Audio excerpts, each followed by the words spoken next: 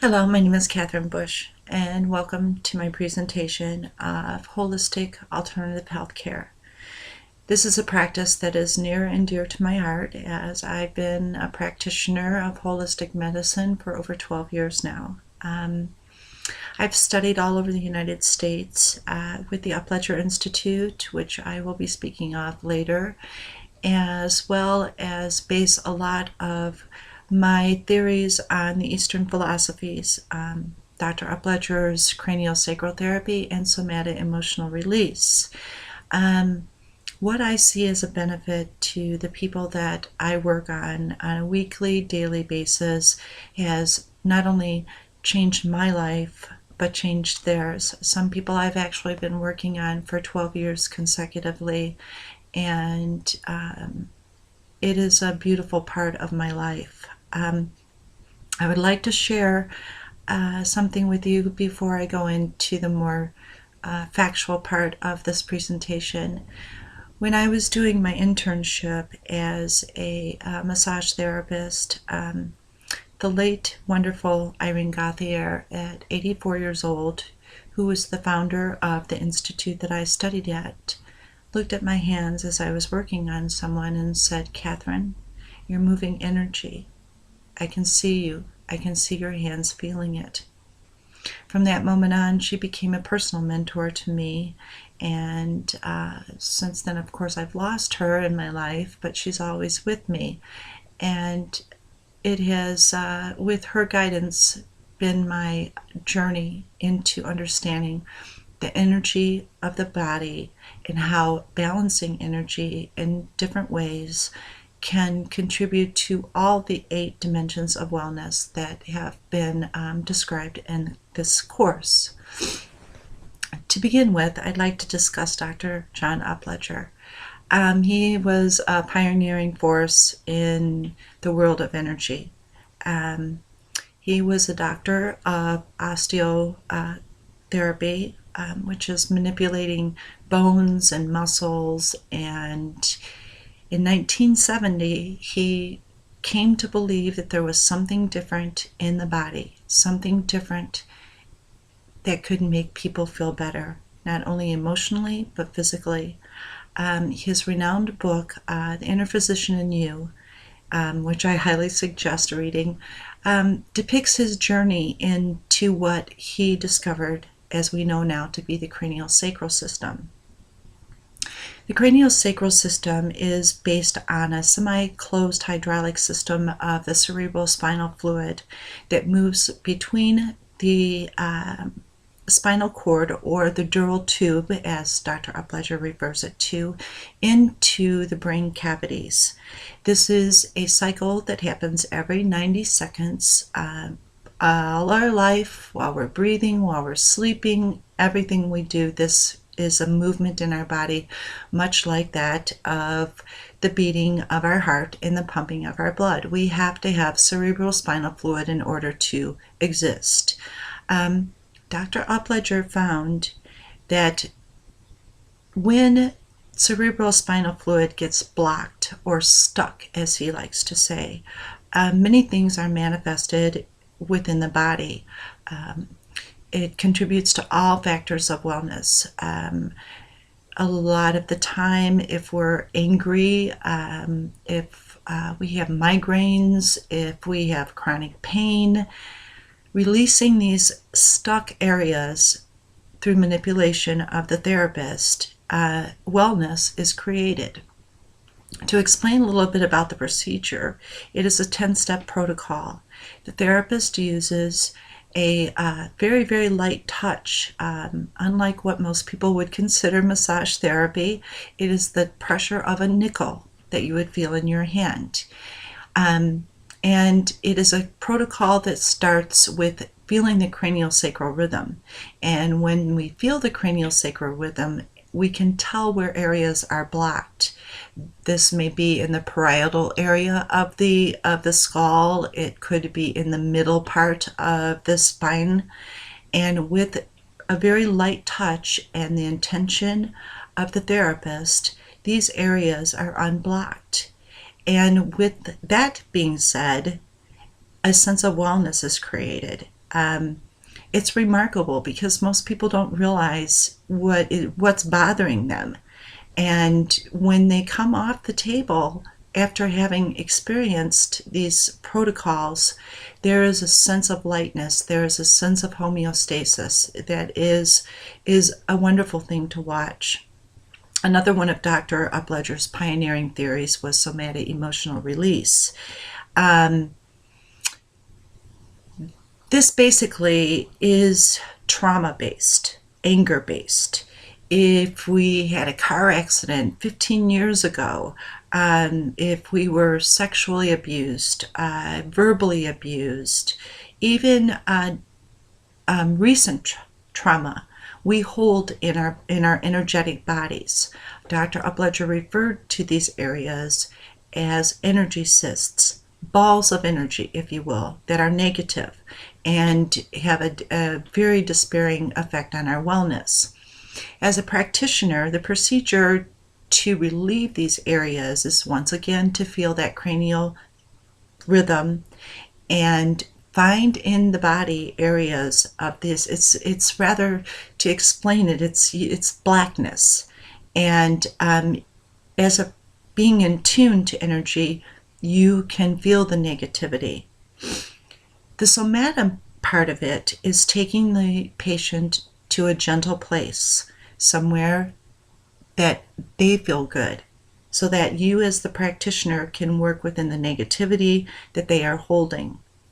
Once again, many people do not realize that our body is energy, and manifestations of anger, of past trauma, all of the things that I've described will become part of the energetic system in the body. Once these areas are released, a person feels so much better, and they are able to go out into the world and experience the 8 dimensions in a much better way.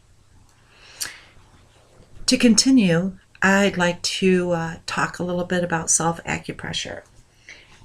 This is a wonderful book, Acupressure for Emotional Healing. I suggest that everyone get this book. It is written by Michael Reed Gotch and Beth Ann Henning. To tell you a little bit about self-acupressure, it is a technique that is over 5,000 years old, derived from the Chinese medicine theory of meridians. We actually have 365 acupressure points. With the difference between acupressure and acupuncture, of course, is that there are no needles. It is something that can be done to ourselves with our hands, our fingers, and I'm going to explain a little bit more about that. How self-acupuncture can help one's wellness is that we carry a lot of emotional tension in these 365 points that are all over our bodies. Also physical manifestations as well. One can look at the tension of emotion in our mind, and our bodies can react in ways that we don't understand. Why we're having pain here, why we're having pain there. Did I sleep wrong? No, you're holding emotional energy. Applying pressure to these points with just your finger or with your hand can release these emotional areas that are causing pain. Often you will experience a bit of pain in other areas, and when people first start working with this, they're like, oh my goodness, where is this pain coming from? It's referred to as referral pain. It's the body's way of working through what you're working on. To give you a little tip on just one area of self-acupressure that you can do in the morning before you even get out of bed, is called the letting go point. All the Chinese points have many names that relate to what the specific problem is. For those of you that don't know anatomy well, these are the pectoral muscles. If you want to take the middle finger, because this is the strongest and the longest finger, and it is much believed that that gives the best energy release, and you want to press into these two areas, and this is the letting go. You may experience pain and you may feel it in other areas. The pressure that you use is to the tolerance of your fitness, actually. So if you have more developed muscles, then your pressure would need to be a little bit stronger. I'm going to cite just a few of the areas that self-acupressure can handle. Abandonment, addiction, anger, anxiety, panic attacks, codependency, depression, emotional numbness, fears and phobias, grief, guilt and shame, illness, jealousy, resentment, mood swings, sexual abuse, remembrances, stress and the emotions, trauma, post-traumatic stress disorder, worrying, and self-doubt. In terms of some of the physical things that's working with self-acupressure can release is chronic fatigue, fibromyalgia, insomnia, the effects of menstruation and menopause and nightmares. And those are just to name a few. So I'm going to leave you with that, and I'd like to talk a little bit about what alternative healthcare is in society. Dr. Wendy Niedermeyer has given some phenomenal statistics that actually kind of blew me away. The trend of the baby boomers right now is to seek alternative health care and herbal remedies. Even the American Medical Association has prescribed to the fact that resolution, as I am quoting from Dr. Wiedemeyer, is encouraging its members to become better informed regarding holistic and to participate in appropriate studies. Just in the year 1998, $2.1 billion was given to the study of alternative health care. Many universities are offering courses in alternative health care. 18% of Fortune 500 clubs offer alternative health care within their incentive packages for their employees, as well as many have on-staff holistic practitioners. In our society, it's a bit outdated, but it shows that 70 to 90% of the population uses naturopathic medicine or homeopathic health care. And that is a wonderful statistic, as I believe it is growing and growing and growing.